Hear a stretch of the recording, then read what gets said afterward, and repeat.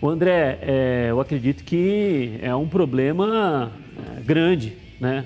Não há como minimizar por mais que ainda não esteja oficializada, vamos dizer assim, né? Porque o balanço do ano anterior, 2020, ele ainda não foi... Primeiro ele é distribuído, né, para todos os conselheiros, para que depois possam apreciar e acontecer a aprovação, a votação das contas, né, da gestão anterior e do ano anterior, no caso 2020, mas são números preocupantes, André.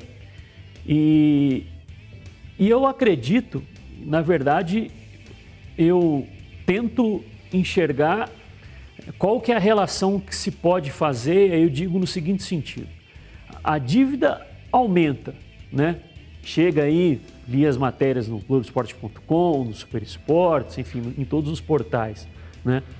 A respeito desse aumento da dívida, especialmente a dívida a curto prazo, que geralmente são os empréstimos bancários que são feitos, né?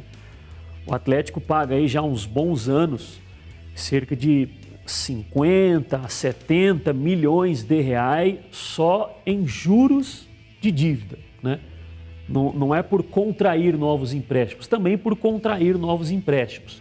Mas aqueles anteriores que foram feitos e os juros que vai correndo, né, mensalmente, cada um com a sua taxa ali específica, Selic, entre outras, aí já há uns bons anos, né, de 50 a 70 milhões é o que é pago somente de juros por ano.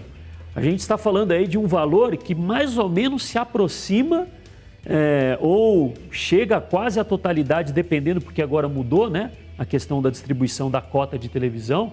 Desde o ano passado ela é feita de uma forma retrasada, se eu não me engano, de uma forma diferente, que tem um valor fixo, depois os demais é exibição e a classificação na tabela.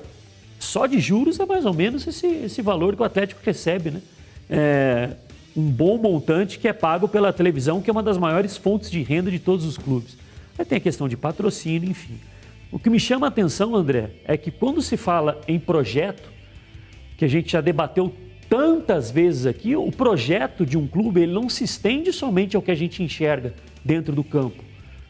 Qual é o técnico que será contratado, como é a forma que o clube planeja jogar por um longo período, consequentemente, por jogar de uma certa forma, encaixa certo tipo de contratação, de perfil de jogador, de característica ofensiva, característica defensiva. O projeto de um clube não se resume a isso. O projeto de um clube se resume à estrutura dele como um todo, como instituição.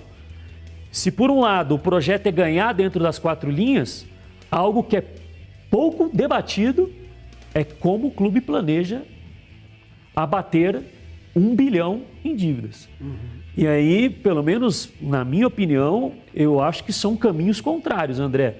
Você contrair a cada ano mais dívidas e, ao mesmo tempo, elevar o custo. Eu li também nesse último final de semana, desde a semana passada, algo que já era dito na gestão anterior. O Alexandre Matos esteve aqui mais de uma vez conosco, utilizou também essa questão de reengenharia financeira, sempre dizendo que o clube abaixa a folha salarial. Eu não consigo enxergar como um clube que contrata o Hulk, contrata o Nacho, traz o Dodô, consegue baixar a folha salarial referente ao ano anterior, André. Para mim não entra na minha cabeça essa matemática, né? São jogadores mais caros. Quem saiu? Relevante. Vitor. Está em outro cargo. Que continua recebendo o salário do clube, que deve ser menor. Mas em termos de jogadores relevantes mesmo para diminuir folha salarial, não é emprestando jogadores como o Marquinhos, como o Castilho, como o Wesley, que agora está indo para o Brasil de Pelotas. Edinho foi. Edinho. Tem outros emprestados, Terãs, mas esses estão emprestados desde o ano passado. Né? Eu não acredito que diminua, André. Então eu acho que não são... eu acho que são duas coisas que podemos analisar separadamente, porque ao mesmo tempo em que a dívida aumenta, o custo também aumenta. Eu acho que a empresa deveria primeiro diminuir o custo para depois aumentar o gasto. Né? E você, Vinícius Gris, seja bem-vindo. Você que está em home office, a gente está aí tendo esse revezamento, né? Nesse momento mais grave da pandemia aqui em Belo Horizonte e em Minas Gerais. Fala daí, Vinícius Gris, que essa questão das dívidas, também o elenco montado, até que ponto isso pode refletir em alguma forma esportivamente ou não? Seja bem-vindo. Boa tarde, André. Boa tarde a todo mundo. Graças a Deus, sem ressaca, viu, André? 0 bala. Aliás, muito feliz, porque hoje meu pai levou a primeira picada no braço para se tornar um dos novos jacarés aí. Amanhã é o dia da minha mãe. Um beijo para o pessoal do Butantan. Obrigado por tudo que fazem por esse país e vamos ter confiança que a gente vai conseguir sair dessa. Ô André, eu acho esse tema da questão financeira, das dívidas do Atlético, um pouco complexo para a gente debater sem ter acesso ao balancete, né? Sem ter acesso aos números. Aliás, o Atlético é exemplo de vários outros. Foi um clube que recentemente aí falou em portal da transparência, né? Foi algo que entrou na moda, né? Os clubes falarem que iam lançar o seu portal da transparência, aí lançaram lá uma página, você entra lá e não encontra nada, né? Tem os balanços que são obrigados a publicar e só, não tem um balancete, não tem nada de dado para que o torcedor, para que o jornalista possa ter acesso. Então, assim, porque eu tenho algumas dúvidas a respeito desse crescimento da dívida do Atlético, porque me parece muito óbvio isso ia acontecer por conta dos investimentos que foram feitos, apesar de muitas histórias mal contadas, como disse o Gomide, né? Esse papo de que vamos cuidar da folha salarial, porque está entrando esse, mas cortando em outros.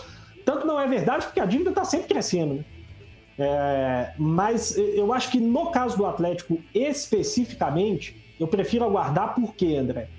Hoje, se o Atlético me apresentar números de que houve um crescimento da dívida, embora isso com certeza seja preocupante, eu acho que se o Atlético mostrar que a dívida com os outros tem diminuído e tem crescido uma dívida com o Ricardo Guimarães, com o Rubens Menin e com o colegiado, eu acho que até certo ponto isso pode ser saudável.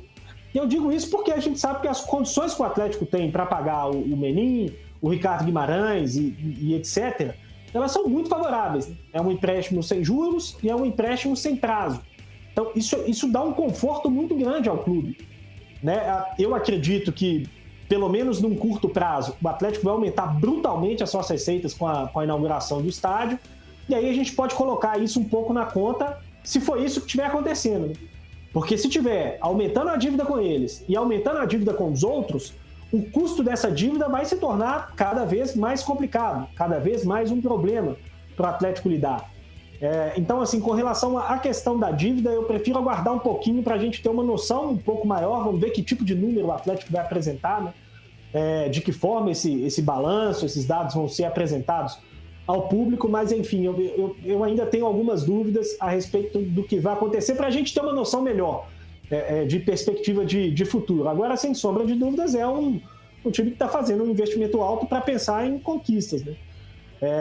Isso não é garantia, time bom não é garantia de título, até porque a gente tem outros bons times, e futebol ele tem ali uma série de detalhes que podem acabar impactando no resultado final. Mas o Atlético se coloca aí nessa temporada como um time que precisa necessariamente estar pelo menos na disputa aí de todos esses títulos que vai disputar.